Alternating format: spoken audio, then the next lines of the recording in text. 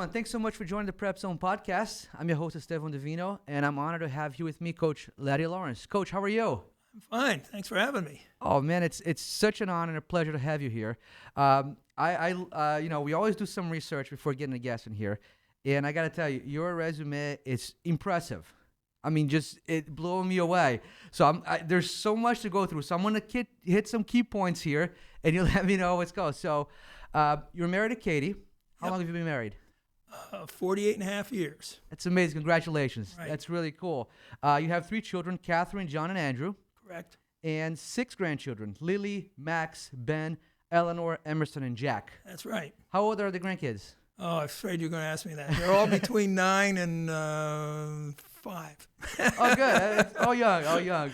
I want to go through some stuff. I mean, there's so much to talk about, but I know I highlighted some. You were national junior champion in the men's pentathlon. Right. How was that? Back, the AAU used to run track and field. Now it's US track and field. And they had 2 categories for junior. One was based on age. The other one was based on anybody who's never won a major championship. That's the one I won. That's amazing. So once you win one of those, you can't go into those junior meets anymore. That's amazing. Congratulations. I was in my 20s at the time. Oh, it's. I mean, you were inducted into Hall of Fame, the CHSA, in 2004. Also in the FSEC Hall of Fame in 2002.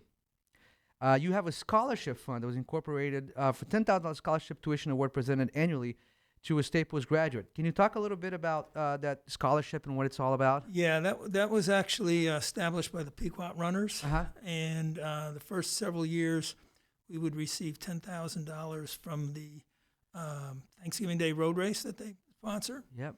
And then we'd also start receiving donations. And eventually it has grown into a separate LLC. It's a 504C. Mm-hmm. And we've gone from giving away $10,000. We're now up to $15,000. Awesome. And we're trying to go better than that. Right now it's a one-shot scholarship. We're trying to go so we can do it for 4 years for kids. There's been a lot of people who've benefited from it. There's been a tremendous amount of support from the community. We have a board of directors. Paul Greenberg here in Westport is the president of the board of directors. I'm on it. And it honors any kid who is in financial need for college, has been a track and field athlete at the varsity level, has outstanding grades, and is also of good character. Yeah, it's all important. It's amazing. We get a lot of applicants, and it's tough sometimes to decide who's going to get money. Yeah, it's one thing that I've, as we looked into these scholarships, it is like we're so fortunate in our community to have such outstanding people and such outstanding student athletes. Right, we're very fortunate. And a lot of them are deserving, and unfortunately can't give it to them all, but it really is. It's this scholarship is very important to me because I was a full scholarship athlete in college, and if it hadn't been for that, I probably would not have been able to afford to go. Yeah, you haven't, as we're doing this stuff, you just never know. I mean, how many lives you're going to change and people are going to impact. It's really amazing. I do want to also. I was looking at the records as far as wins and coaching wins. So I'm going to go through some of them here, which is again amazing. You have a dual meet record of over 2,000 wins. What is it to now? I know my last record was 2012 wins. I don't update that till the season's over. So okay, all right. I know that was at the end of cross country. Okay, so you have 142 wins, the longest winning streak. You have 82 FCAC divisional championships, 36 FCAC championships, 42 CIA class or open championships, and 2 New England championships. I mean, that's a career just right there. How proud of you of everything that you've done here? Well, we've been very fortunate. We get great kids who are willing to work hard. They're highly motivated, this being Westport. Yep. The support that we get from the community has been tremendous. The support we get from the administration has also been tremendous. Probably the best support we've gotten is from the parents. You hear a lot of horror stories in high school athletics. We don't have them. You don't have them. No. Very fortunate. We're very fortunate. Well, and I want to, as we talk about, you mentioned the sport, and I've, since we started PrepZone, starting to cover and learn a lot more sports. And, the first time we met at a meet, you said this is kind of like organized chaos, right? And it's like, I mean, it was a three-ring circus. Right. It was so much fun to see the warehouse like that. And, I mean, it was an experience, and I've been back. But talk about how great the environment is when everyone is there and everybody's competing and that's going on. Well, there's a lot of prep that goes on to get to that stage of the game. We start about 7 o'clock in the morning setting up the field house. By 9, the other teams come. By 10, we start, and then you have all the running events going on, one right after another at the same time. You've got all the field events taking place. And it can be a little confusing if you're trying to watch several different things at once. It's almost like a three-ring circus. You're right, because I was trying to catch everything, and you just can't. And in the field house, there's not a lot of room to put people. So we're getting about 1,000 people to meet between the competitors and the spectators. And sometimes we have to move people around in order to make room for the events that take place. But it works. It works. No, it works. And you talking about parents, as I walked in, and there's this huge concession stands with all kinds of stuff. I mean, food. It seems like people are going to be there for hours, right? I mean, the parents really are good. They really step up, don't they? Yeah. The average meet will last between 4 and 5 hours in our place. Sometimes longer if you have more contestants. They've outdone themselves this year. They've really produced some great stuff. They get a lot of support help from other parents. We have both the boys and girls team have a captain's parents group, which that year then takes over the running of the support, and then they get the other parents to join them. It's been great over the years. It's been working out. Yeah, I mean, it's like I said, I started learning them. And as far as, the teams, is this like a cut sport? Is it where you kind of just take anyone who wants to come in and kind of learn them? I mean, of course you got your... We put a mirror underneath their nose, and if they're breathing, we'll take them. We don't cut for lack of talent. Mm-hmm. We'll take anybody. As long as they want to come to practice and work hard. Everybody will improve. We've proven that. Some improve to the high state level, some to New England level, some to national level. But most of the kids aren't at that level. They're varsity or JV. And as long as you want to be there and work, you're on the team. We started the indoor season with 107 on the roster, and by 2 weeks we were down to 82. We didn't cut anybody. They took themselves out. Mm-hmm. So we let people make that decision. Everybody says, well, what are your tryouts like? I said, well, it's a 2-week period. If you can prove to us in 2 weeks that you're dedicated, you're here. Yeah. It doesn't matter, whether you run a 9-minute mile or a 4-minute mile, you're here. The beauty of this sport is if you're not one of the kids that is going to championships and improving at that level, but you can improve within your own level of abilities, you're gonna have some good feelings about that. We have a kid on the team right now who last year as a freshman could not break 9 minutes in the mile. He broke 6 minutes the other day. That's a couple of weeks ago. That's an incredible improvement. Yeah, so that's a year and a half. It took him to get there because he started in cross country.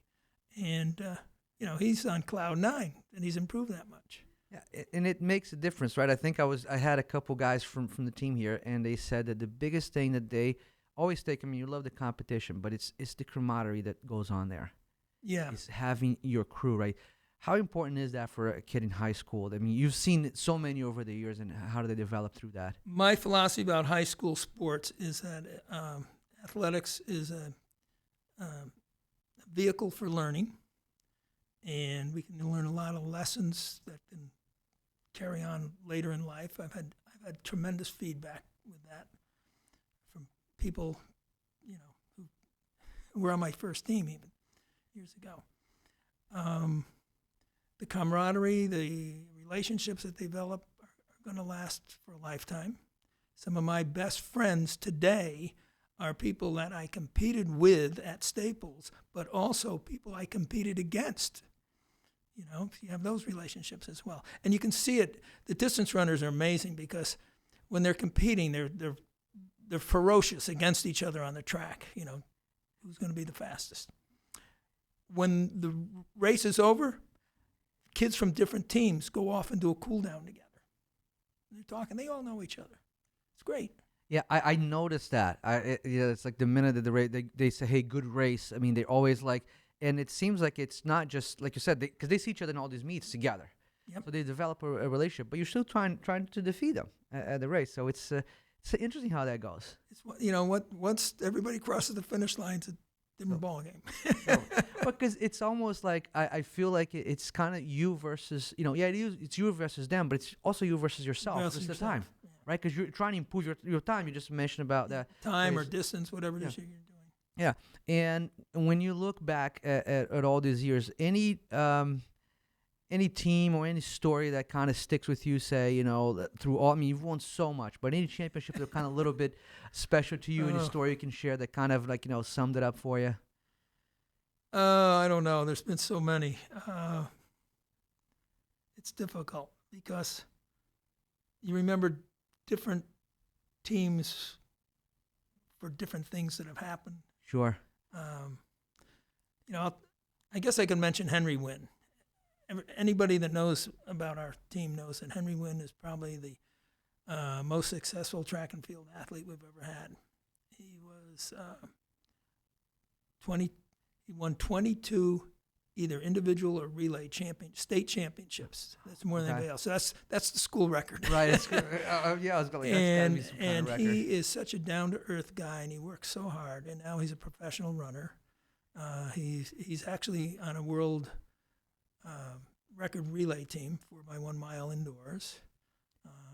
He ran last year the 7th fastest ever American mile indoors in a non-winning event. So there's an example of you don't have to win to be successful. Yeah.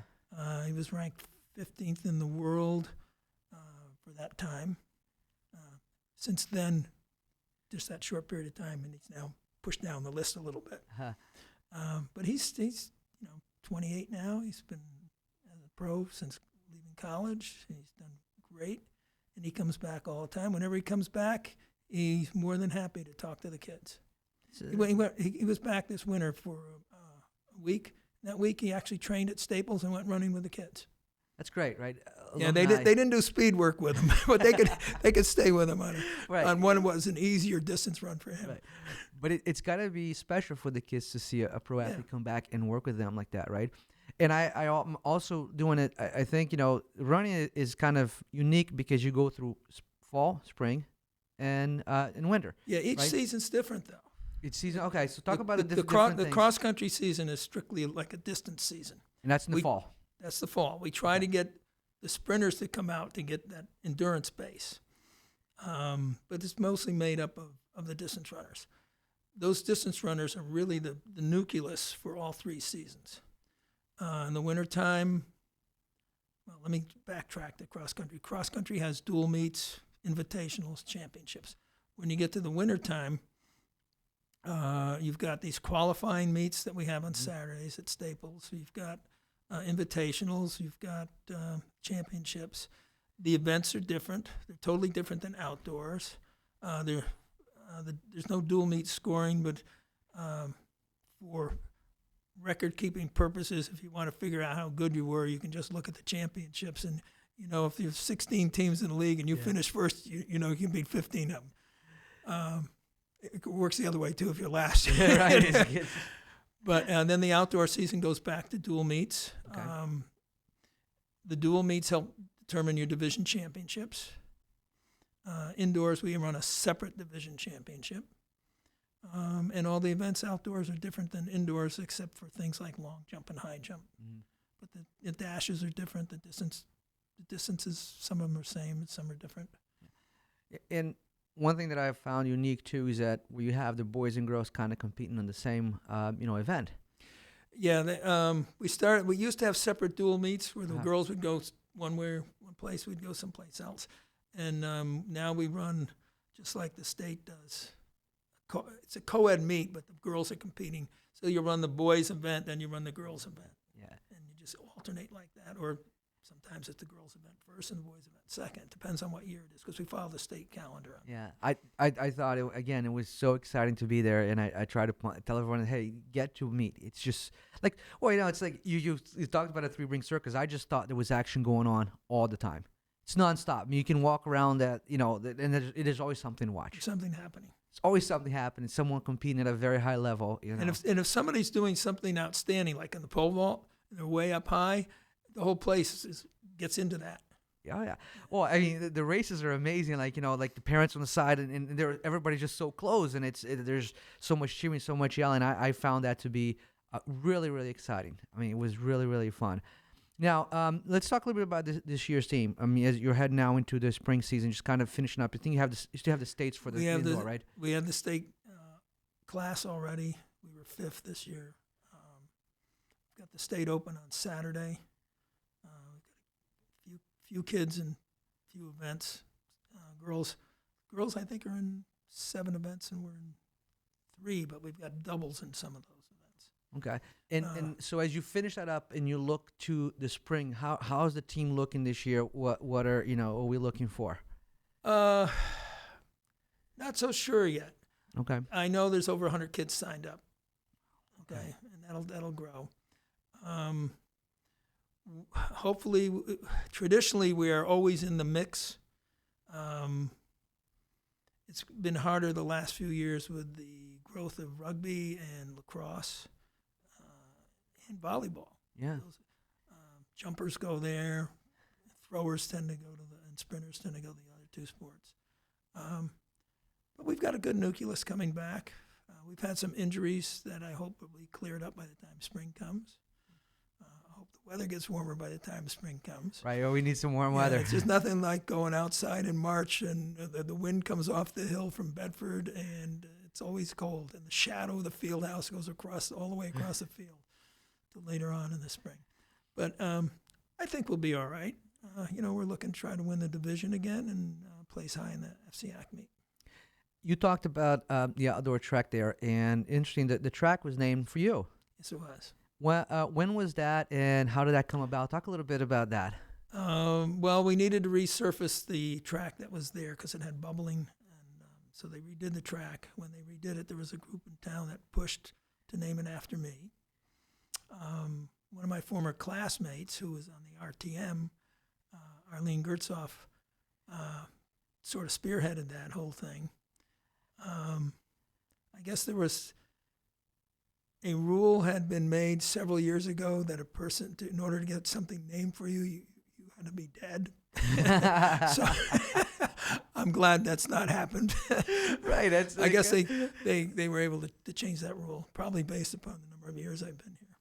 Yeah, it's interesting you say that, right? Because it seems like it's so fitting that while you're here, so you can enjoy it, right? I mean, you shouldn't have to wait for someone. It was to nice. We tried to also get the football field named after Paul Lane before he passed. Unfortunately, it was done, but right after he passed. Paul came to to the ceremony for the track. I didn't get a chance to talk to him there, but I stopped by his house the next morning. Chat. Yeah, it's great, right? I mean, to have those memories and things like that. He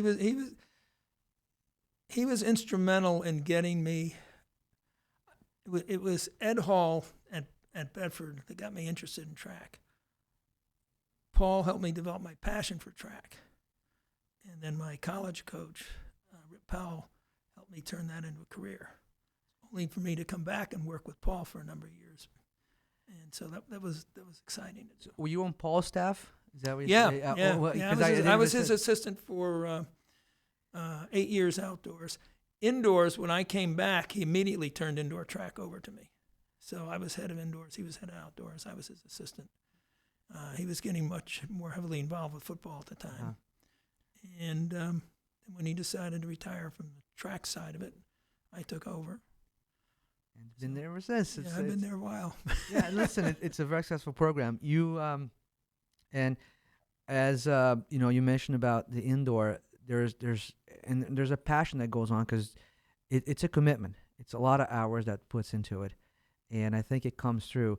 So you talked about developing that passion, right? Can you walk us through, describe how that came about and what that means to you, that track means to you? I make it emotional. That's okay.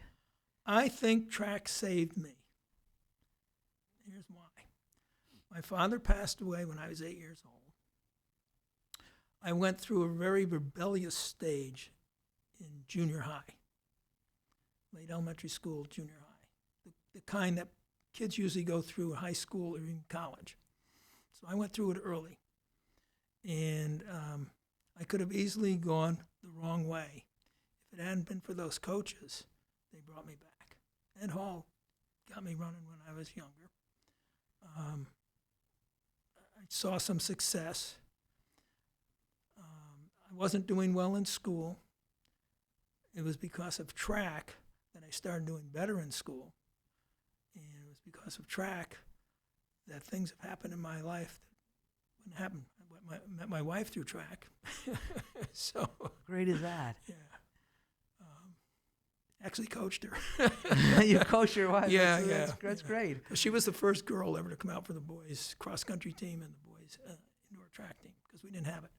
Okay. The girls cross-country team and the girls indoor track team grew out of the boys' teams. And the years later, we got married, and The rest is history. it's lasted a long time. Yeah, it's just your story right there. I think exemplifies why sports go beyond just the competition. Oh yeah. It's something that gets to you and it stays with you forever, and it changes lives, and we know what it does. Well, as you look back on your great career at Staples and everything that you've done, what is, I don't know if you can, and I'll say one thing or maybe like a few things that really it's the things you're most proud of that you've done. Oh. Well, probably the fact that in the world of high school athletics, I've been able to stay active in it as long as I have. You hear stories about, I can't take the parents anymore. They drive me crazy. I've got to leave. That's not my story. My story is just the opposite. They energize me, and the kids energize me. And every time I start feeling a little bit down or feel like I'm not making a difference anymore, I'll either get an email, a phone call, a visit from somebody from the past that reinforces what I'm doing is very important. It is. That day that we hung in the meet, I know I was sitting with you, and it's right there. I noticed that the relationship you have with the team is very unique. I mean, they call you Laddie, they come up to you and they talk to you about things in the meet, and I noticed that there was a hurdler that just, he didn't finish as you thought, and right away you picked up on an injury. I think it was Luke, right? I mean, he's like, are you okay? And you guys kind of had a conversation, and I'm sure that it's got to be some special developed relationships you have with the kids. Yeah, it's very interesting because you see these kids come in as freshmen, and they don't know who I am. No idea who they're dealing with, right? And what do we call you? I said, well, you call me Laddie. Not Coach. I said, well, you can call me Coach if you want to. Don't call me Mr. Lawrence. You can call me Coach Lawrence. You can call me just Coach, and but I prefer if you call me Laddie. It's a nickname that my grandfather gave me when I was a little lad. He was Scottish. My father and I and my grandfather and his father before him and his father before him and my son, all first names are John. And so my grandfather was known as John. My father was known as Johnny. That was his nickname. And he started calling me the little lad. Pretty soon the little part got dropped as I grew, and it was just Lad and then Laddie. And the first track write-up I ever had when I was a sophomore at Staples said John Laddie Lawrence places in state meet or whatever it was. And so it's a nickname. Little kids in town call me Laddie. Yeah. Little ones. It's the familiarity, right? I mean, it's just so, I think and it's I special. prefer that. I prefer that. And it's special. I mean, I think it's really special because that relationship that you have with the team, I thought was really special. To me, it breaks down some barriers right away. So anyway, that young kid comes in and doesn't know me from Adam. By the time he's a senior, we've got a great relationship going. If they've stayed in the program for a long time. Sometimes I'm disappointed that some kids don't stay in the program a long time because I can see that they may have developed into more than they were when they left. But everybody, Yeah, I mean, life happens, and but like you said, the people that stay with it gain a lot more than just the physical ability and the growth. It stays with you for a long time.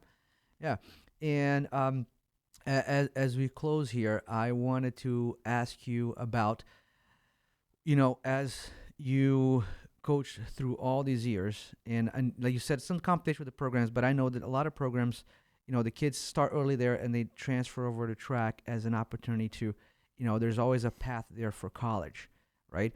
And how is the recruiting done and the opportunities, like someone that, let's just say they're looking, I want to do track and do that. How? And my question is more, sorry, it's long-winded, but it's like, it's all right. how is the recruiting done in college? Is it like, track, is it more on the meets, the thing? Talk a little bit about the process. You've seen it all, so. Well, since technology has come on and everything we do is we do electronic timing now. Uh-huh. We've actually bought our own system. We've got computers. We make entries to meets. We used to write them on little cards, and you turn the cards in. Now it's all done with a computer program called AthleticNet. And the college coaches, it's easy now because they just go on the meet sites and check the results. And they see something they like, then they contact me or the kids, and it goes from there. We graduated 15 seniors last year. 8 of them are competing on college teams this year. That's an amazing ratio. Yeah. That is really good. So, but is there any, and I'm sure over the years you've got a lot of connections, but is there anything specific that you guys work on for an athlete that go in college, or is it just kind of happens naturally? Here's the way we do it. I tell the kids, find the schools with your guidance counselor that fit your needs academically for what you want to do in life, okay?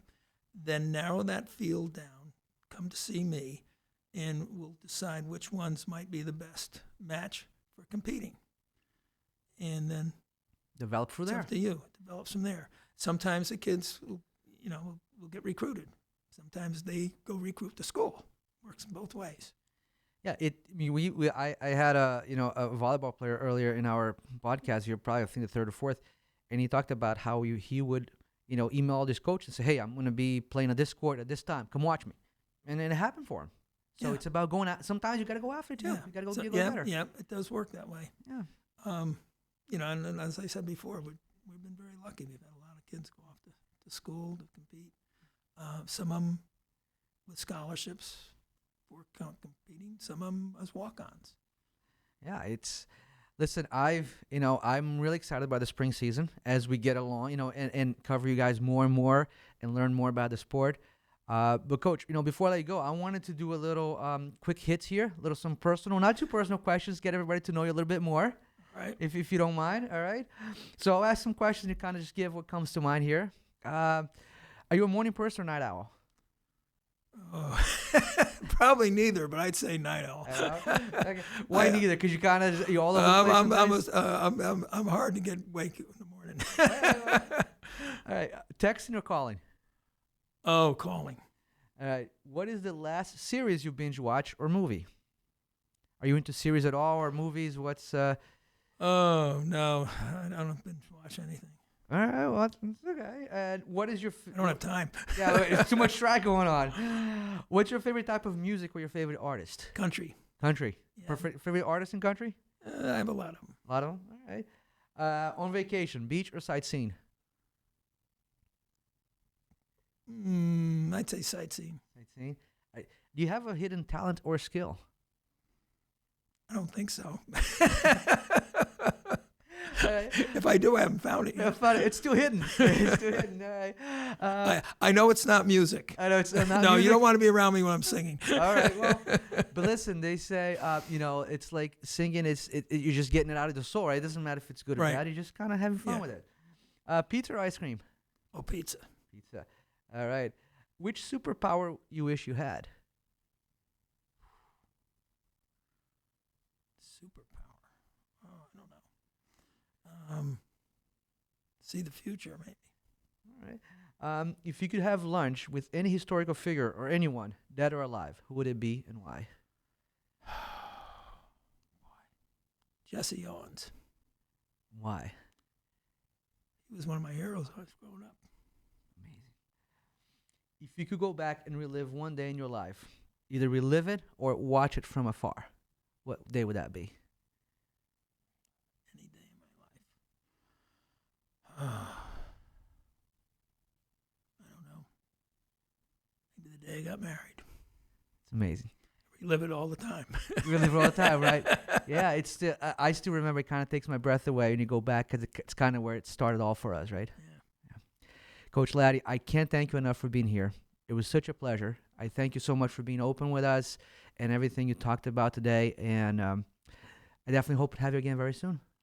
I enjoyed being here very much. I want to thank you. I think this is a great opportunity for people to find out more about all the different sports at Staples. And I appreciate you doing all this. Thank you. We'll keep going. Thanks, Coach. Appreciate All it. right. Thank you.